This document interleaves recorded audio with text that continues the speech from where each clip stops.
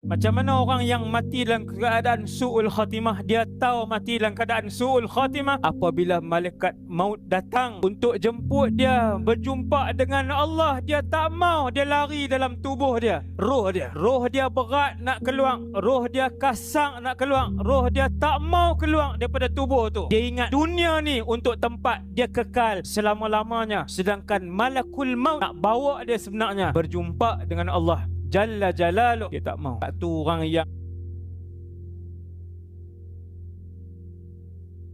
lagi jahat, lagi fasik, lagi munafik, lagi kafir, roh dia lagi lambat, dia nak keluar, dia lambat. Seperti merentak besi dan 1000 duri daripada daging nak tarik keluar. Dan Nabi sebut roh orang mukmin keluar daripada tubuhnya seperti air yang keluar daripada botol. Nabi sebut. Ni ayang, tuan-tuan tuang. Lama ke sat je. Dalam botol ni ayang ni macam roh kita. Nabi kita roh mukmin seperti air yang keluar daripada sebuah bekas. Sekejap je dia keluar. Kerana roh itu merindui Allah Jalla Jalaluh. Kerana roh itu merindui Rasulullah sallallahu alaihi wasallam. Teringat Nabi. Dia teringat Allah yang dia sujud, dia sembah tiap-tiap hari. Aina Allah? Di mana Allah? Teringat, ditanya. Bila malaikat maut mai jemput dia, dia kata, ini masa untuk aku keluar. Ini masa untuk aku tinggalkan dunia yang keji dan kotor ini.